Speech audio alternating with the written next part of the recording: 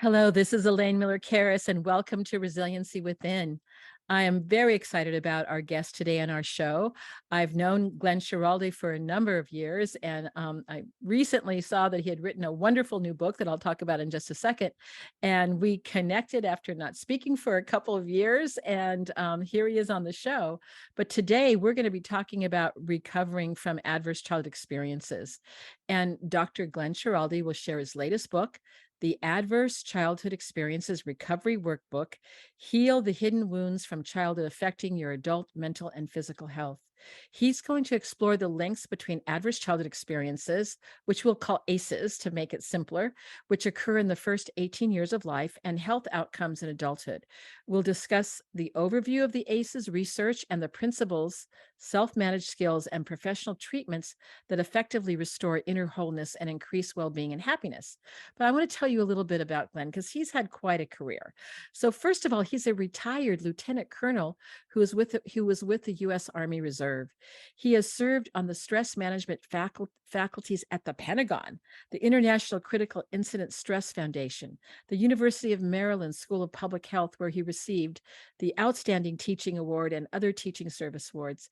He has written 14 books, which we don't have time to mention every single one, but I certainly, before I knew him, had read the first edition of the Post-Traumatic Stress Disorder Source Book that was very important for me as I was learning more about trauma.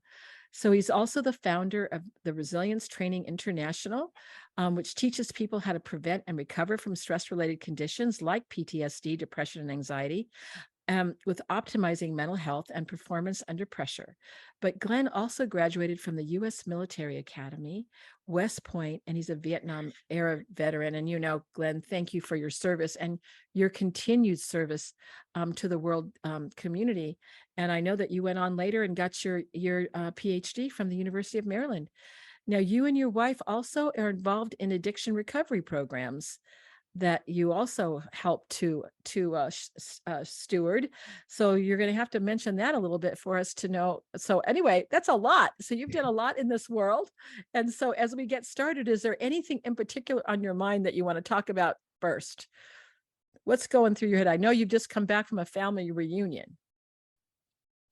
It is just a delight to be back with you, Elaine, to hear what you're doing. It's amazing what you're doing to help people around the world. And it's a pleasure to be reconnected again. Well, I'm very excited for that you're on the show. And I mean, Glenn and I spent some time actually in Washington trying to talk to some folks to get their interest about the concerns about climate change.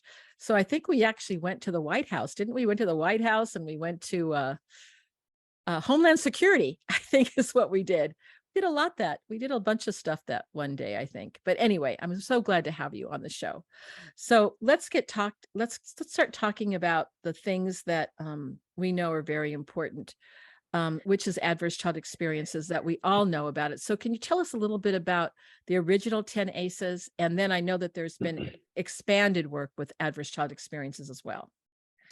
Sure. Back in 1998, two medical doctors who had access to over 17,000 records in San Diego at Kaiser Permanente, it was an HMO basically, where regular folks came in, and these were not at-risk people. They were white, middle class, educated, health insured.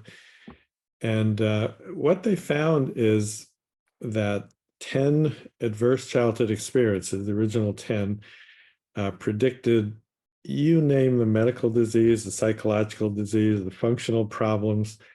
And the 10 ACEs originally were 3 kinds of abuse: sexual, physical, emotional, 2 kinds of neglect, physical and emotional, and then living in a house where a parent was absent, typically divorce or separation. There was domestic violence, somebody was incarcerated, someone was mentally ill or suicidal, or doing drugs.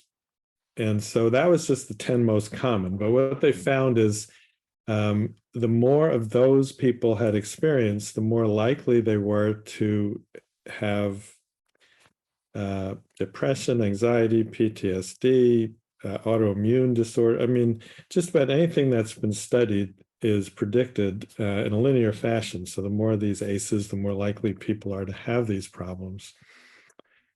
And functional problems too, like job problems, occupational finances, homelessness. And as you mentioned, Elaine, there's tons of other ACEs that were not in the original study.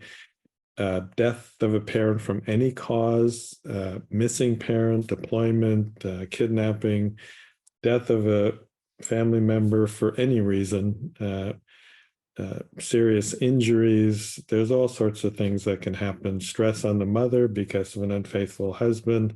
Even prenatally, the stress gets transmitted to kids.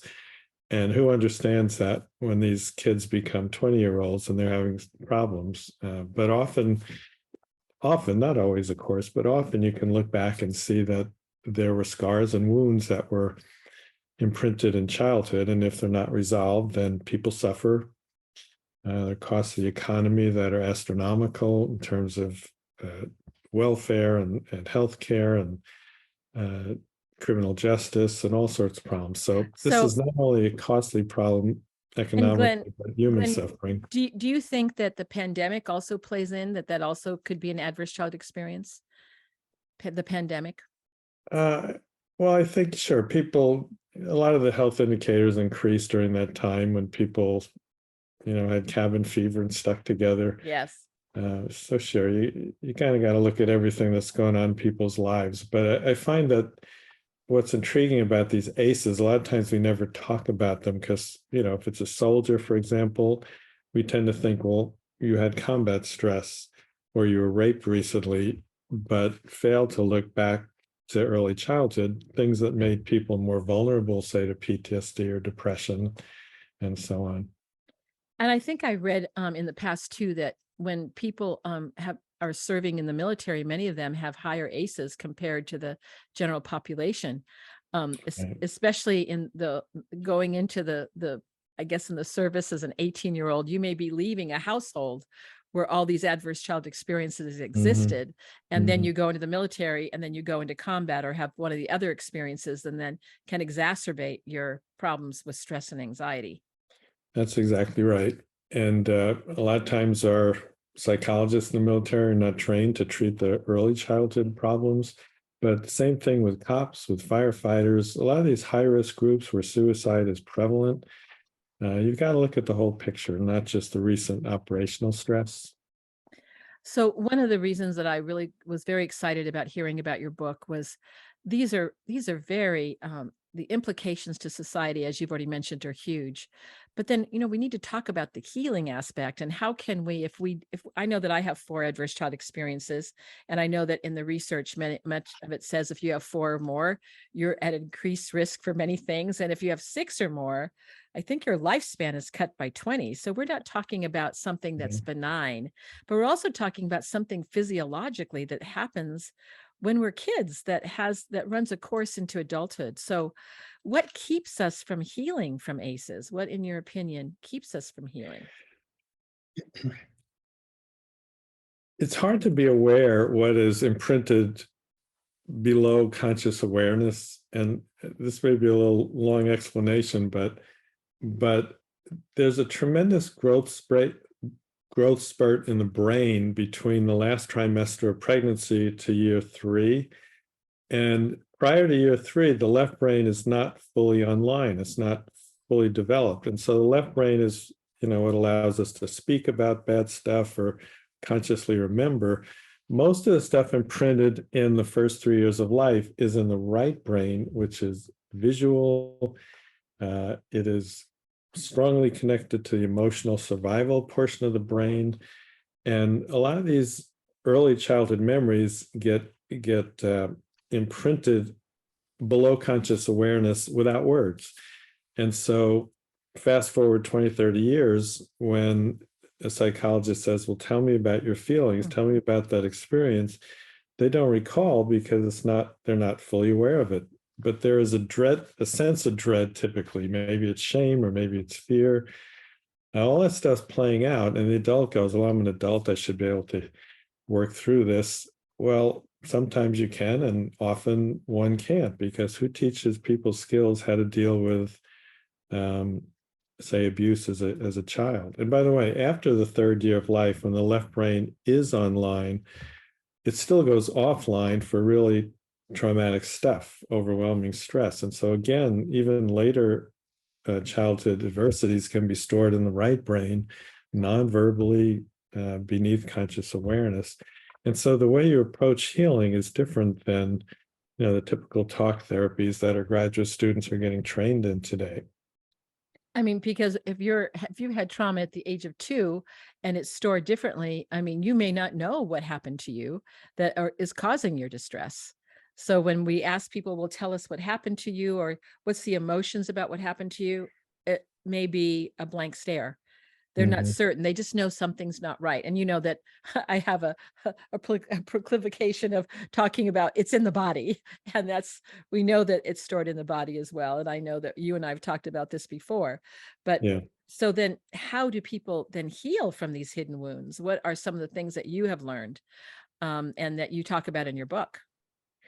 Yeah. So sometimes people are fortunate and there's a quick fix. Some kind of therapies can have some pretty good results, but a lot of people never get to that kind of therapist who has those skills.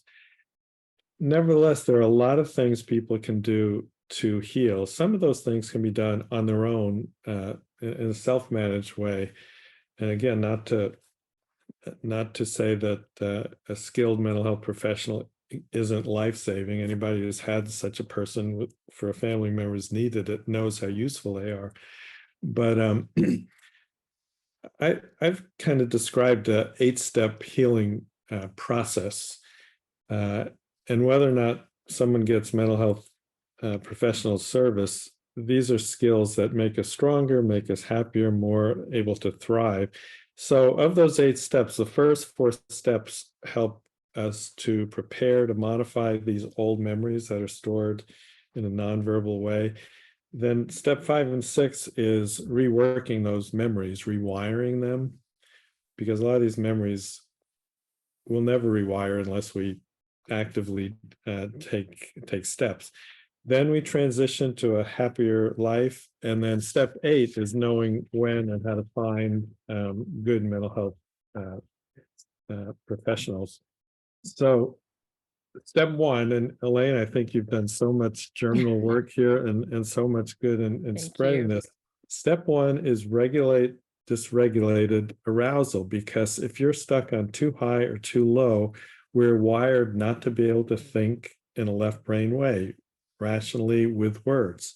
So until we can get back to that window of comfort, where we're neither too agitated to talk or too numb to talk, nothing really happens. And so here's where these body-based skills that you've done such a great job of promulgating um, are so wonderful and so easy to teach. You don't need to be a psychiatrist or a PhD in psychology.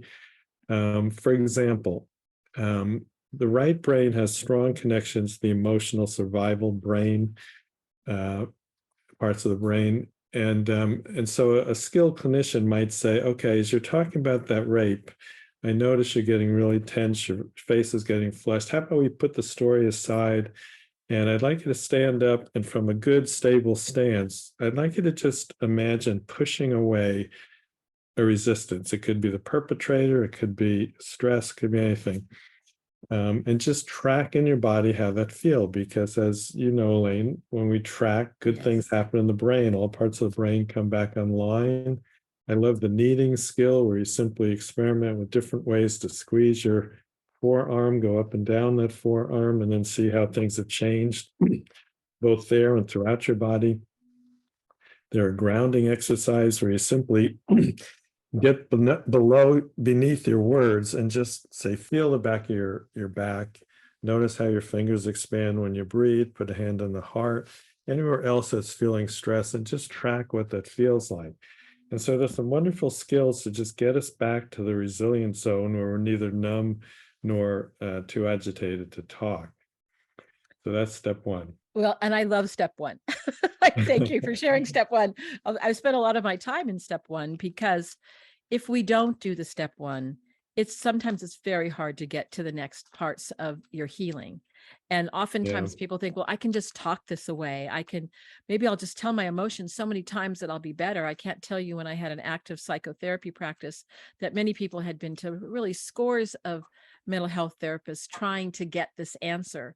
But because of their trauma, as you say, in the right brain, they were talking to a part of the brain network that didn't understand language. So it wasn't getting Yeah. through. So this part is so important. But I can't wait to hear about step 2 now. All right. So where does that? And thank you, Elaine, because you kind of that was the piece of the puzzle that I think I learned from you that is sprinkled throughout the book. You know, you go back and Oh, you track. Every hmm. time you do a skill, you track. You don't stay in your head because the head usually means left brain talking. So step 2 is regulating strong, distressing emotions, because if they're not regulated, then it'll trip dysregulated arousal. And so there's some excellent skills. Here's where, for example, mindfulness comes in, and self-compassion skills. So mindfulness teaches a person to say, whatever it is, it's okay. Let me feel it. We don't judge it, because that just makes us tense up and get more troubled. And then the self-compassion goes one step further and actually increases mindfulness's effectiveness. And so we might just say, okay, instead of fighting and trying to fix or stop a negative feeling, we just say, let me feel it. And then say to yourself, this is the self-compassion piece. Um, this is a moment of suffering. Suffering is part of life, meaning everybody goes through this. May I bring the compassion that I need to this moment? May I give myself the kindness that I need? Very effective. It makes mindfulness even more effective. There are eye movement skills derived from EMDR, which is a well validated trauma treatment, which says bring to awareness whatever is distressing, images, felt senses in the body, visceral feelings, bodily sensations, thoughts if there are thoughts, and just see if tracking your fingers back and forth uh, helps reduce the stress. Um, we can do that even with uh, feelings like I feel so inadequate. Well, cognitive therapy might help people fight against that. But I think what's even more effective is just sit with it. How does it feel to say, I feel inadequate or I feel worthless? And just soothe that with mindfulness and self-compassion. Nightmare management is a beautiful one. So many people have nightmares and they're afraid to talk about it. People think I'm weird, until you realize this is so common with people who've been traumatized. Yeah. And even the themes in nightmares are so common. And once you realize there's like a 6-step process where you bring to awareness what's going on in the nightmare, maybe you keep a journal in the morning, and then you change your reaction and rehearse it before you go to bed. And you also rehearse before you go to bed a different scenario in the dream. You know, in the research, that's called imagery rehearsal training, but people can learn to do this on their own with great effectiveness. There are some very nice skills to manage guilt and association, but they're skills, and I want to empower people with skills, not just head knowledge. So that's step 2. And can I just say something about skills too? I think it's Mhm. important when we talk about that, because not to say that insight is not also can be very important to say, oh, well, something happened to me. That makes sense. But when we learn skills, a person is not always with their therapist. And when you can integrate the skills into your activities of the daily living. Mhm. So, you may have a nightmare, but you're not going to see your therapist for 2 weeks. Well, what do you do with the residue of that nightmare? So you're talking about Right. there's things that you can do right now when something like that happens that can help alleviate some of the suffering. Now, I got to add a little pepper in here, though, because, salt and pepper. Because the other thing I found, besides what you've already said, which I totally am in agreement with, is I have found that even if when you're suffering, if you are experiencing the suffering and just go, oh, well, you're just suffering. This is a sensation that I have. oftentimes there is another sensation. This is my what else is true. And it may be, oh, I'm feeling no suffering in my feet, or I'm feeling no suffering, because sometimes it's your nose or your ear.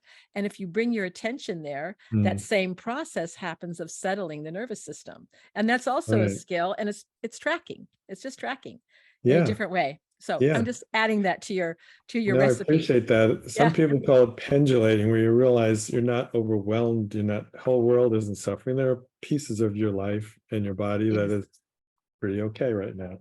exactly, exactly. Well, so then what's the next step? So step 3 is we prepare the brain to rewire by optimizing. And there are like 9 steps which work together to optimize the strength of the neurons, their health and functioning, their ability to reconnect and form new neural pathways, reduce oxidative stress, and favorably impact the epigenomes and the telomeres and all these things that affect the way the brain develops. A lot of people think, well, it's all genes. Well, it is sometimes genes. 5% of diseases are strictly determined by genes, but the epigenomes sit alongside the DNA strands, and epigenomes are malleable. They respond to our experiences for good or bad and determine how genes are expressed. They're like a dimmer switch. And so this jumps ahead a little bit, but the epigenomes can get passed from one generation to another. And it's one of the reasons why it's so important to heal, so that we don't keep passing on these Yeah. patterns that are seen in families. So the big 3, I'll just run through these kind of quickly because I know we want to cover a lot. But people often think, well, I'm in pain, I'm depressed, I'm traumatized. Well, let's talk first about the basics. Are you sleeping in a regular, sufficient way? Are you exercising? Because that'll affect the immune system. We're now learning different ways to contract the muscles that cause the muscles to communicate with the immune system. The Mediterranean-like diet, I don't know why we don't talk more about this in therapy, but people who follow a largely plant-based diet, I'm not saying it has to be Mediterranean, but the elements are abundant fruits and vegetables. Most Americans are woefully short on that. You think about the microbiome. We're learning now that there's 100 trillion microbes in the gut. And if those are in balance so that the good guys outweigh the bad guys, then the gut speaks to the brain by this superhighway called the vagus nerve. It sends out immune messages from the gut. It sends out serotonin, which affects sleep and depression, all these things. And if you think about it, the Mediterranean diet has plants, which has fiber, which feeds the good guys. It has fermented foods like fermented cheeses regularly eaten, which impact the microbiome.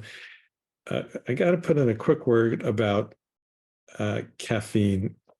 The Army was very interested, thinking that caffeine would get more out of people. They found that when our troops are drinking 2 energy drinks or more per day, more PTSD, more anger, more depression, more anxiety, sleep and fatigue problems.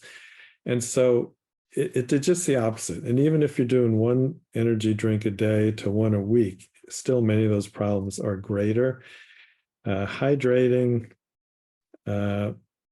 more than 6 cups of coffee per day are linked to brain shrinkage and dementia.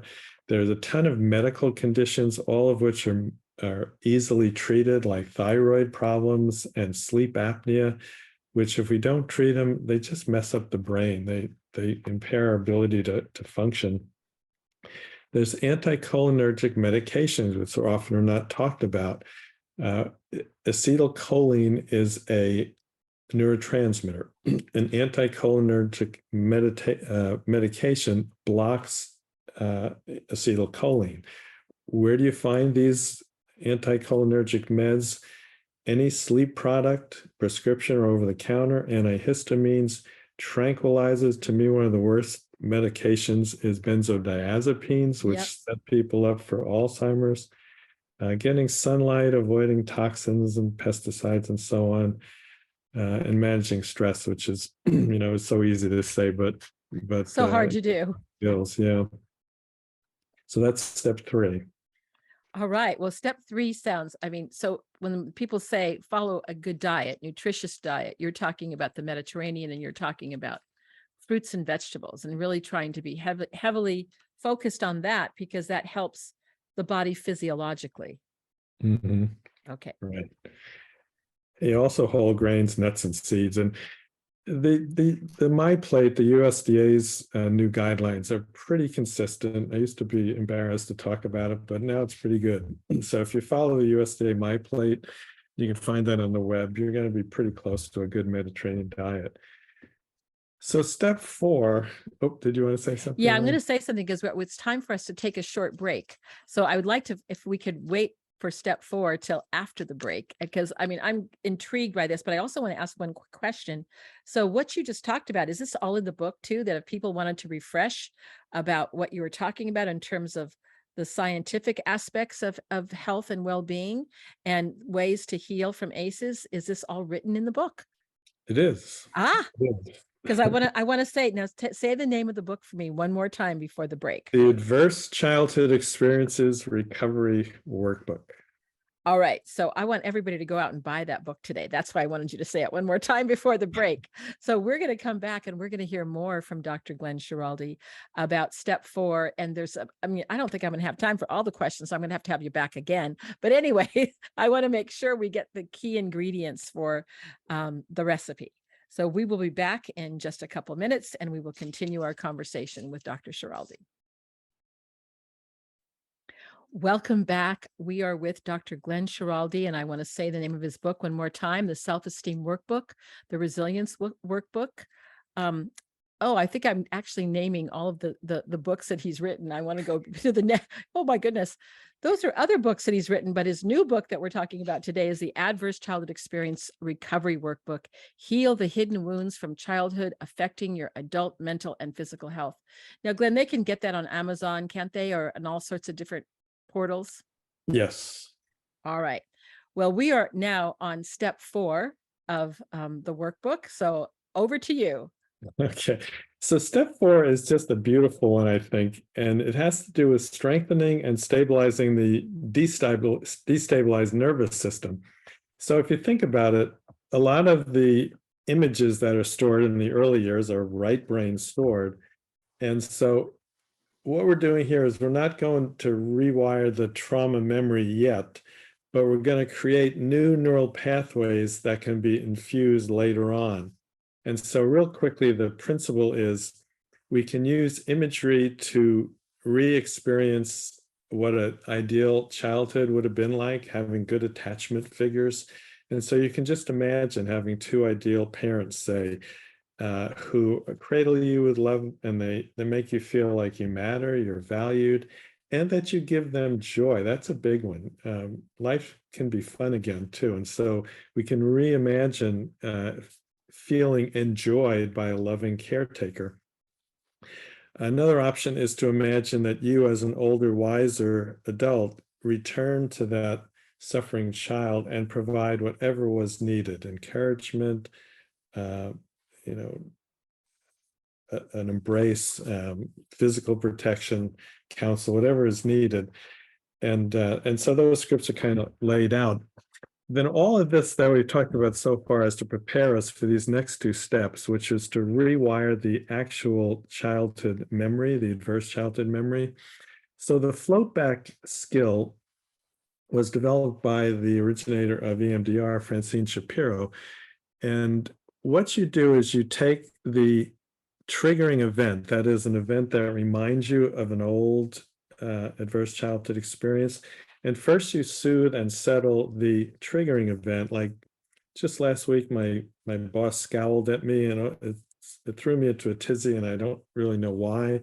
But on reflection, you see that it reminds you of something that happened in the first 18 years of life.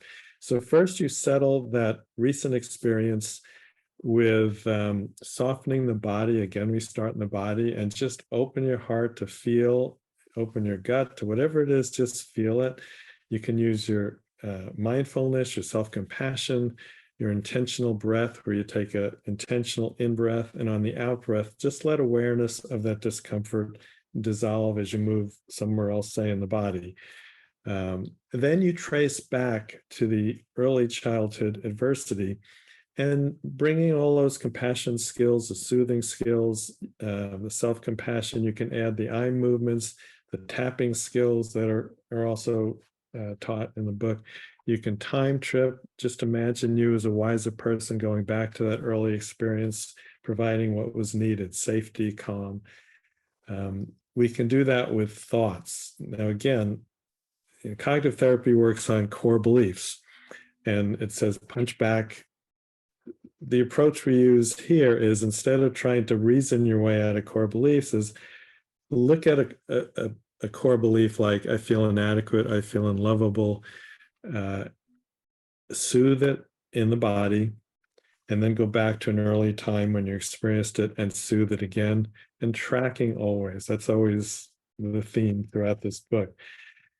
So that's step five. Glenn, I just want to say, I'm so excited to hear you talk about this, because it is a way to weave some of the things that many people know about, which are cognitive core beliefs, but really bringing it into the body. Because that really does bring a level of awareness that when things happen under our awareness, that really, I think, potentiate the chances of healing. I just had to say that. So go ahead, keep going. Yeah, no, I appreciate that. And Yes. as you know, I'm very bullish on the cognitive therapy I do. approach. I love hearing this. In its proper time, not initially, which is the way we train our graduate students, to start out with it. And it's also important to be able to tell your story at some point down the road, but not initially. First, just get back into that resilience zone. So step number 6 is, assuming these old childhood memories have kind of reworked and rewired, is to get at the remaining shame, which is sometimes it's imprinted. A little child doesn't hear words. They may just see a mother scowl or an angry yell, and you don't understand the words, but you internalize the emotion. And so a lot of different ways to rewire the shame. You can, again, use imagery. Imagine standing up to a abusive caregiver, and instead of feeling like I'm wincing and withdrawing, just look with compassion at that suffering person. And maybe bring in you as the older, wiser person, protecting yourself. Maybe you see yourself pushing away or putting your hands up and saying, I don't have to internalize these negative emotions. I have a right to be happy, and so on. So there's a lot of different powerful ways to rewire that shame. And that's kind of the healing phase, to rewire those old scars, those old hidden wounds. So, Glenn, can I ask you a question on this? Do you believe that this would be best to do with another person, like with a therapist, or do you think that it'd be fine to do it on your own? It just depends on where that person is. If I think a good trauma specialist, as we know, those are hard to find. It just blows my mind that we still don't train in our graduate schools a lot of trauma skills. So if you can find a good trauma specialist, terrific. But as we also know, a lot of people will never seek a mental health professional for stigma, for cost, or I don't think all sorts of reasons. I went to one 20 years ago. It was a bomb. I'm never going to go to another. So yeah. So, but my career has been for those who either won't go to needed help or don't know how to find it. Here are some skills you can do, and here's how to know when it would be helpful to get that help. Somebody's really, really suffering out of control. It's a pretty good indication you could use some coaching. I like to use that metaphor. Yeah. Okay, so where are we now? Which step? All right, we're at step 7. So assuming that the scars are relatively healed or mostly healed, then step 7 is the transition step, where we start to go to, let's make life enjoyable, thriving, self-esteem, happiness. And so I start with character. And here's my thinking here. You can imprint shame in a child just by nonverbal expressions, by vocal tones, and that gets buried. And so we learn to bring that out to the light of day and rework and rewire that. But we can also, and we don't talk too much about this in psychology, we can also induce our own shame by our choices. Now, let me just say here that a lot of times people in pain choose to do things that are not healthy. They get in bad relationships, they do drugs to kill the pain. So I'm not saying this in a judgmental way, but Abraham Maslow, one of the first, among the first who broke with Freud in a meaningful way, said that, I'm going to paraphrase this a little bit, but when a person violates species virtues, meaning the things that are valued in just about every culture around the world, it registers as guilt or shame, often beneath conscious awareness, to our discredit. Conversely, when we adhere to those values, it registers to our credit. And there was a Dutch study that found that post-traumatic stress symptoms increased as people thought their character was wanting, that they couldn't think well of themselves. And so without judging, people make mistakes. In the addiction recovery program my wife and I lead, we see people often carrying a load of shame. Often that is rooted in childhood and increased by decisions they've made. And so some of the strategies, I got to throw this in. Do you remember, did you ever hear the name of a woman named Edith Eva Eger? Oh, I know her. Yes, she actually has Well, been. you know how wonderful she is. She's been working with our Ukrainian project, as a Oh, matter no, of fact. wonderful. Yes, I'm so yes. impressed with her. I love her. Yes, she's She is amazing. a ballerina, now is a psychotherapist. The ballerina who, on the same day that the Dr. Death in the Nazi prison camp said, Eva's mother, you go to the chamber, and Edith, I want you to dance for me. And about him, she said, he'll have to live with those decisions. Basically, my conscience is clear. So all of that is just to say that there's a way to cultivate inner peace by coming to peace with our decisions. And so there are some strategies that help us do that. First of all, we can just stop and reflect. Is there anything in my life ruining my reputation with myself? I developed a fearless searching moral inventory pattern on the AA inventory idea that says, here are a list of those species virtues that are valued around the world in different cultures. How have you done 1 to 10? And people are not typically going to say I'm a 0 or a 10, somewhere in between. And then you ask, are there times in your life when you've actually shown this virtue? And are there things you could do to show that more often? So without judging, it's just inventory where we are and where we'd like to be. And then we make a plan, maybe one at a time. Maybe tomorrow I'm going to be honest. I'm not going to even say a white lie, just starting small. Forgiveness, sometimes people say it's optional. Personally, I think it is mandatory. But again, not prematurely done. I think once people have healed, then maybe we're able to then go back and forgive those offenders in our lives. And so there's a 4-step process to that.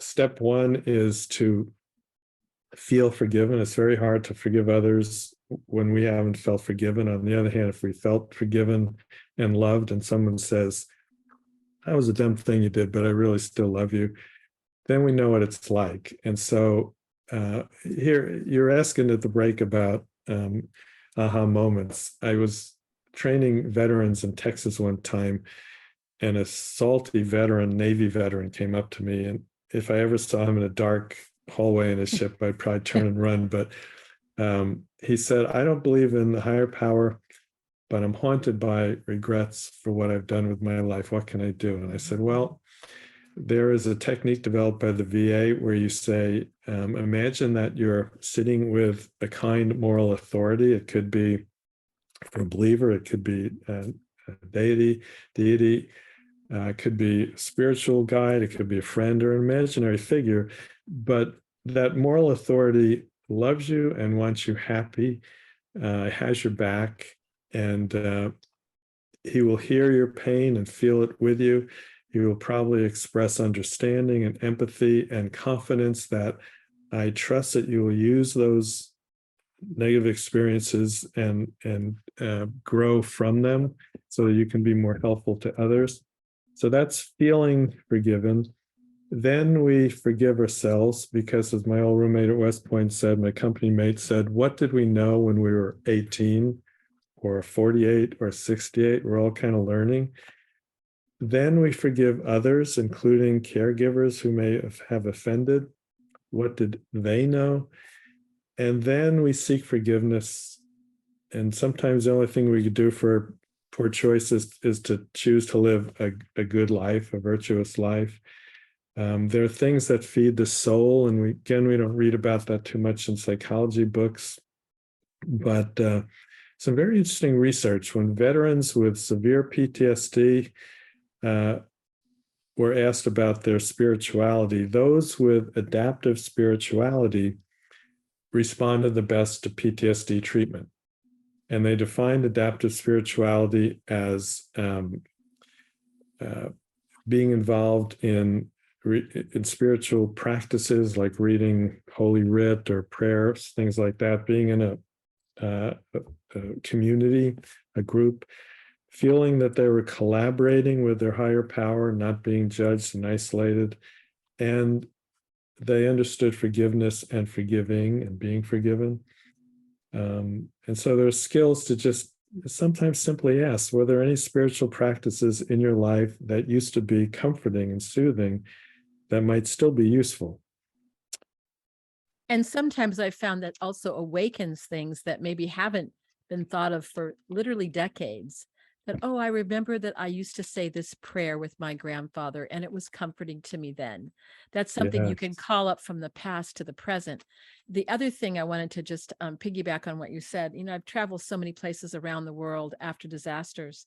And one of the things I've seen about spiritual practices that seem to be very important for many in many different cultures, in many different faith traditions, and in spiritual expressions, as I would say, what is helping you get through this, whatever it might be? And if I was in Haiti, they might say, I've got Jesus right here in my heart. And they take a deeper parasympathetic breath. In China, after the Sichuan earthquake, oh, the teachings of Buddha, the same breath. In, Mm-hmm. in Nepal, it might be one of the gods of Hinduism. So it was the same breath, but it Mm-hmm. was linked to their spiritual beliefs, and you could see the healing that would come over their entire body.